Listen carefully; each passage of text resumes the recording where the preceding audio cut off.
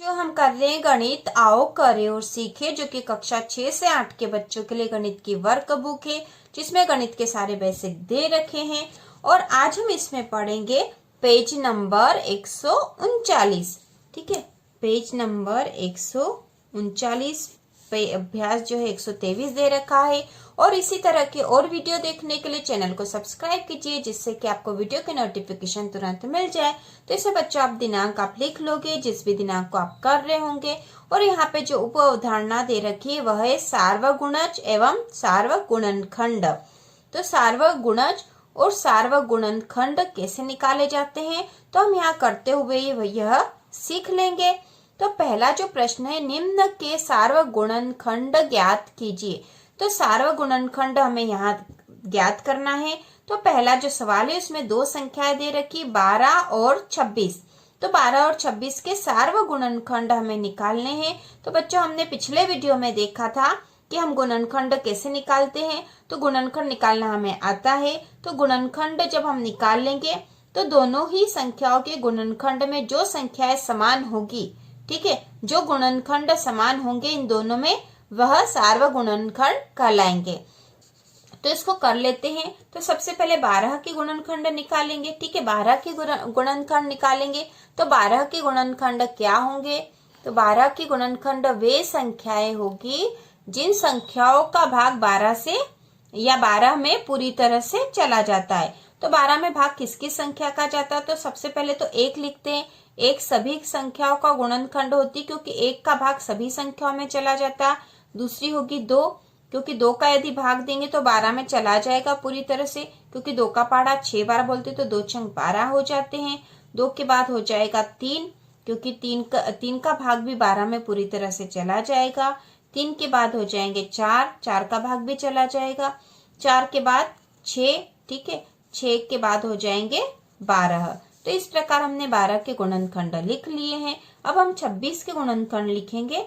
26 के गुणनखंड लिखेंगे तो 26 के गुणनखंड होंगे 1 सभी संख्याओं के गुणनखंड में आएगा। 1 के बाद 2, क्योंकि 2 का भाग भी यदि 26 में लगाएंगे, ठीक है, जैसे ये 26 में हम 2 का भाग लगाएंगे तो 2 एकम 2 क्रॉस ऊपर से आए 6, 2 तिया 6, ठीक है। इस प्रकार 2 का भाग 26 में पूरी तरह से चला जाता है। तो 2 के बाद आ जाएंगे 13, 13 दूना 26 होता है और 26, ठीक है। तो इस प्रकार हम जो है इसके जब सार्वगुणनखंड निकालेंगे तो वो हो जाएंगे, इसके जो सार्वगुणनखंड कौन कौन से हो जाएंगे? 1, ठीक है, 1 तो सभी का आएगा। 1 के बाद 2, ठीक है, 1 और 2 जो है इनके सार्वगुणनखंड होंगे, ठीक है। तो 2 संख्या प्राप्त हुई है, हमें 1 और 2 लिखा बच्चों, है ना। 1 और 2 जो है इसके सार्वगुणनखंड है, ठीक है। 1 और 2 इसके सार्वगुणनखंड है। तो सार्वगुणनखंड वे गुणनखंड है, 2 संख्याओं के या अधिक संख्याओं के भी वे गुणनखंड होंगे जो उन सभी संख्याओं में पाए जाते हैं। तो इनमें 1 और 2 दोनों में था, 1 भी दोनों में था और 2 भी दोनों में थे। तो 1 और 2 इनके सार्वगुणनखंड हो गए 12 और 26 के। अब अगला जो सवाल है इसमें हमें 18 और 27 के सार्वगुणनखंड निकालने हैं। तो सबसे पहले हम 18 के गुणनखंड निकाल लेते हैं। तो 18 के गुणनखंड वे संख्या होगी जिनका भाग 18 में पूरी तरह से चला जाता है, ठीक है। तो सबसे पहले आ जाएगा 1, फिर 2, 3, ठीक है, 3 के बाद 6, 6 के बाद 9 और 9 के बाद आ जाएंगे 18, ठीक है। इसी प्रकार हम 27 के गुणनखंड निकालेंगे तो हो जाएंगे 1, 1 के बाद 3, 9 और फिर 27, ठीक है। 1, 3, 9 और 27 आ जाएंगे इसमें। और इनके जब सार्वगुणनखंड हो जाएंगे तो देखो बच्चों कौन कौन से हैं जो दोनों में है।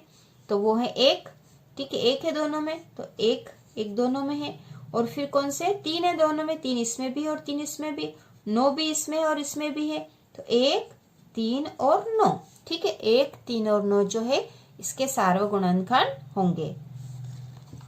अब अगला जो सवाल है उसमें हमें निकालना है 48 और 16 के गुणनखंड, सार्वगुणनखंड निकालना है। तो सबसे पहले हम 48 के गुणनखंड निकाल लेंगे। तो 48 के गुणनखंड होंगे 1, ठीक है, 1 के बाद 2, 2 के बाद 3, 4, 6 और 6 के बाद हो जाएंगे 8 और फिर 12, 24 और 48। तो ये संख्या है जिनका भाग 48 में पूरी तरह से चला जाएगा। अब हम 16 के गुणनखंड निकालेंगे तो हो जाएंगे 1, 2, 4, 8 और 16। तो इनके भाग जो है 16 में पूरी तरह से चला जाएगा। अब इनके सार्वगुणनखंड क्या होंगे, ठीक है, सार्वगुणनखंड इनके हो जाएंगे, इनके सार्वगुणनखंड हो जाएंगे 1, क्योंकि 1 दोनों में है ना। अब दोनों में और क्या है, 2 है, ठीक है। 2 के बाद इसमें है 4 दोनों में है, 8 भी दोनों में है, ठीक है। तो इस प्रकार हम लिख देंगे 1, 2, 4 और 8। तो ये इनके सार्वगुणनखंड हो गए 1, 2, 4 और 8। अब इसी प्रकार चौथा जो सवाल है 30 और 12 के सार्वगुणनखंड निकालने, तो इसके लिए हम सबसे पहले 30 और 12 के गुणनखंड निकालेंगे। तो 30 के गुणनखंड क्या क्या होंगे, तो 30 के गुणनखंड होंगे 1, 2, 3, 5, 6, ठीक है, 6 के बाद 10, 15 और 30।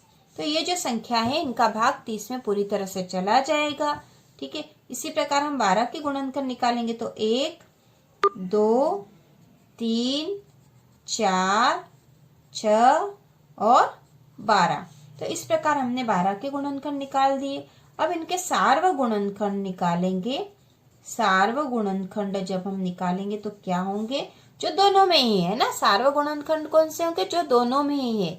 तो सार्वगुणनखंड इसमें होगा 1, ठीक है, 2, 3 और 6 भी दोनों में है, ठीक है, इतने ही है ना। तो इसमें होंगे 1, 2, 3 और 6। तो ये इनके सार्वगुणनखंड हो गए, जो कि इन दोनों में ही पाए जाते हैं। अब अगला जो इसी प्रकार का एक और सवाल है, निम्न के प्रथम 3 सार्वगुणज ज्ञात कीजिए। तो यहाँ पे सार्वगुणज ज्ञात करना, तो बच्चों आप समझ गए होंगे। सबसे पहले हम इनके गुणज निकालेंगे और वे गुणज जो दोनों में ही होंगे, ठीक है, दोनों में ही होंगे, वह इनके सार्वगुणज हो जाएंगे। तो सबसे पहले हम 6 के गुणज निकालेंगे। तो गुणज निकालने के लिए हम क्या करते हैं, उस संख्या का गुणा करते हैं। 1, 2, 3, 4, 5, 6, ठीक है, उस संख्या का गुणा करते हैं। 1, 2, 3, 4, 5, 6, 7, 8, 9, 10 से, और आगे भी कर सकते हैं, क्योंकि हमने पिछले वीडियो में भी देखा था कि जब हम गुणज निकालेंगे तो गुणज हम बहुत आगे तक, अनंत तक निकाल सकते हैं, क्योंकि संख्या अनंत होती है तो गुणज भी अनंत हो सकते हैं। तो इस तरह से गुणा करने का सीधा सा तरीका यह होता है, क्योंकि 6 का 1 में गुणा करेंगे, फिर 6 का 2 में गुणा करेंगे, 6 का 3 में गुणा करेंगे और इस तरह से इनके गुणज प्राप्त करेंगे। तो 10 तक के जो गुणज होंगे वह 10 का पहाड़ा ही हो जाएगा, क्योंकि 6 का 1 में गुणा करा, ठीक है, 6 का 1 में गुणा करा तो 6 एकम 6, 6 का 2 में करा तो 6 दूनी 12, 3 में करा तो 6 तिया 18, 4 में करा तो 6 चौक 24। इस प्रकार 10 तक करेंगे तो 6 का पहाड़ा बन जाएगा। तो हम 6 के जो है गुणज निकालेंगे, तो 6 के गुणज निकालेंगे तो 6 के गुणज होंगे 6 का 6, 6 दूनी 12, 6 तिया 18, 6 चौक 24, 6 पंजे 30, 6 छाई 36, 42, 48, 54, 60, ठीक है। और उसी प्रकार 8 के निकालेंगे तो 8, 8 दूनी 16, 8 तिया 24, 8 चौक 32, 8 पंजे 40, 48, 8 सती 56, 64, 72 और 80। तो इस प्रकार अब हम इनके सार्वगुणज निकालेंगे। तो हमें कितने निकालने हैं, प्रथम 3 निकालने, ठीक है। सार्वगुणज कितने निकालने, प्रथम 3। तो देखो प्रथम 3 में आ गए क्या, यदि नहीं आएंगे तो हम और इसका गुणा करके देखना पड़ेगा हमें। तो यहाँ पर ये 24 यहाँ पे भी, 24 यहाँ पे भी है, ठीक है। उसके बाद यहाँ है 48, यहाँ है 48, यहाँ पे भी है, ठीक है। और अब नहीं मिल रहे हैं तो हमें तो 3 चाहिए, तो हमें तो 2 ही प्राप्त हुए। तो हम फिर गुणा करते हैं। तो 6 में करके देख लेते हैं पहले। 54, 60, फिर 6 में का गुणा 8 के बाद और गुणा करेंगे तो हो जाएंगे 66, और फिर 6 का गुणा 12 में करेंगे तो हो जाएंगे 72। ठीक है, 72। तो इस प्रकार ये जो 72 आया है 12 में गुणा करने पर, तो और 72 यहाँ पे भी आ रहा था, इनके सार्वगुणज अब हो जाएंगे 24। ठीक है, 48 और 72, 24, 48 और 72 ये हमने यहाँ लिख दिया है। और इस सवाल है अगला 4 और 6 के हमें सार्वगुणज निकालने हैं, तो 4 और 6 के निकाल लेते हैं। ये 4 है यहाँ पर, है ना, हमने यहाँ पे 72 लिख दिया था, तो 4 और 6 के गुणज निकाल लेते हैं और फिर इनके सार्वगुणज निकालेंगे। ठीक है, तो यह पहला सवाल हो गया। हमें यहाँ पर 3 गुणज निकालने थे, तो तीसरा निकालने के लिए हमें और अधिक गुणा करना पड़ा, क्योंकि उसमें नहीं आया था 10 तक के गुणा में। ठीक है, अब हम 4 और 6 के निकाल लेते हैं। तो 4 के गुणज होंगे 4, 4 दूनी 8, 4 तिया 12, 4 चौक 16, 4 पंजे 20, 4 छंग 24, 4 सत्तो 28, 4 अट्ठो 32, 36, 40। ठीक है, उसी प्रकार 6 का पहाड़ा लिख देंगे। 6 चौक 24, 6 पंजे 30, 6 छः 36, 6 सात 42, 6 अट्ठो 48, 6 नमक की 54, 6 दाम 60। तो हमें कितने सार्वगुणज निकालने हैं? 3 निकालने हैं। तो सार्वगुणज होंगे इनमें, तो देखो बच्चों 3 मिल गए हैं क्या? 3 नहीं मिले हैं तो हम और गुणा करेंगे। ठीक है, यदि 3 सार्वगुणज नहीं मिले हैं तो हम और गुणा करेंगे। तो यहाँ पर सार्वगुणज में सबसे पहले आ जाएगा 12, 12 दोनों में है। फिर 24, 24 भी दोनों में है। ठीक है, 24 के बाद 36, 36 दोनों में है। तो हमें 3 सार्वगुणज इनके मिल गए हैं, हमें और करने की आवश्यकता नहीं है। इसी प्रकार अगला जो सवाल है 12 और 15 का, तो 12 और 15 के सार्वगुणज निकालने हैं। तो 12 का पहाड़ा लिख देंगे हम। 12 का 12, 12 दूना 24, 12 तिया 36, 12 चौक 48, 12 पंजे 60, 12 छंग 72, 12 सत्ती 84, 12 अट्ठी 96, 12 नमाकी 108, 12 धाम 120। ठीक है, उसी प्रकार 15 का लिखेंगे। 15 का 15, 15 दूना 30, 15 तिया 45, 15 चौक 60, 15 पंजे 75। ठीक है, 15 छंग 90, 15 सत्ती 105, 15 अट्ठी 120, 15 नमाकी 135, 15 धाम 150। तो क्या हमें 3 सार्वगुणज प्राप्त हुए हैं? यदि नहीं हुए हैं तो हम और गुणा करेंगे। ठीक है, ये 10 तक का गुणा हो गया है। ठीक है, तो ये यहाँ पे सार्वगुणज में क्या क्या आ रहे हैं देखो। यहाँ पर 30 है, इसमें नहीं है। ठीक है, 45, 60 है, दोनों में 60 है। ठीक है, उसके बाद है 120 दोनों में है, लेकिन यहाँ तो 135 और उसके बाद 150 हो रहे हैं, लेकिन इसमें नहीं है। 150 के बाद यहाँ हो जाएंगे 165। ठीक है, और फिर अगला अंक आ जाएगा 165 के बाद 180। ठीक है, 180 आ जाएगा इसके बाद, लेकिन हमें यहाँ पर भी चाहिए। तो 120 के बाद 12 में किसका गुणा करेंगे? 11 का। ठीक है, तो 120 के बाद आ जाएंगे 132। ठीक है, 132 के बाद अगली जो संख्या हो जाएगी हम ऊपर लिख देते हैं। 132 के बाद हो जाएंगे, 132 के बाद गुणा करके देख लेते हैं। ये तो 10 तक के थे। ठीक है, तो 12 का गुणा 11 में होगा, फिर 12 का 12। हमें 12 के गुणा आगे भी करने हैं। ठीक है, 10 तक के हमने कर लिए, क्योंकि हमने 10 तक का सीधा पहाड़ा लिख दिया था, 12 का पहाड़ा लिख दिया था। तो हमें 10 तक के उसके जो है गुणा प्राप्त हो गए। अब 11 का करेंगे, तो हमने 11 का करा, मतलब 12 में 11 का गुणा करेंगे तो उसका गुणज प्राप्त हो रहा, तो 132 आए। फिर 12 में 12 का करेंगे तो 144 आएंगे। अब हम यहाँ लिख देते हैं ताकि हमको समझ में आ जाए।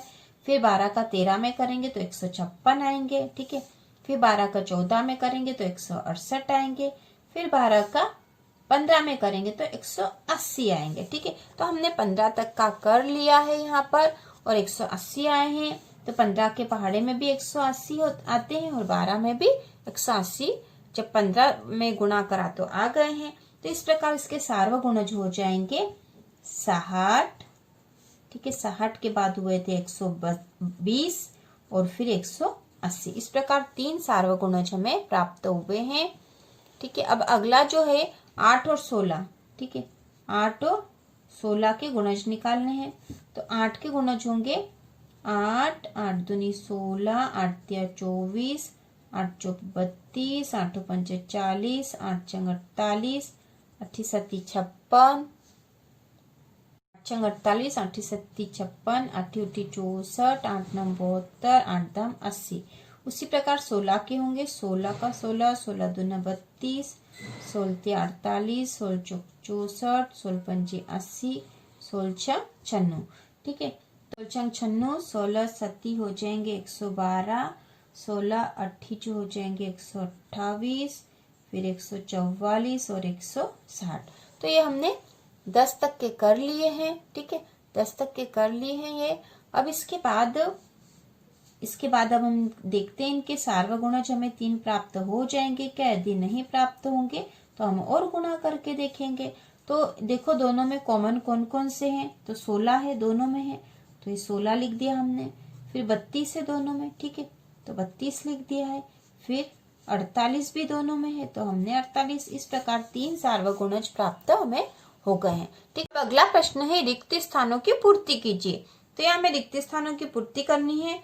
पहला है इसमें 2 गुणनखंड है 16 का। 2 जो है गुणनखंड है 16 का, मतलब 2 का भाग जो है 16 में पूरी तरह से चला जाता है। 16 गुणज है 2 का, 16 जो गुणज है 2 का, क्योंकि 2 के पहाड़े में 16 आ रहा है, मतलब 2 का गुणा यदि 8 में करते तो 16 आ रहा है। तो इसी प्रकार हमें यहाँ रिक्त स्थानों की पूर्ति करनी है, बहुत आसान है।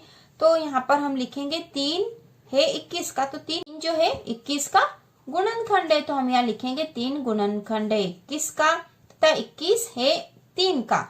तो 21 3 का क्या है, गुणज है। ठीक है, गुणज है, क्योंकि 3 में यदि 7 का गुणा करेंगे तो 21 आ जाएंगे।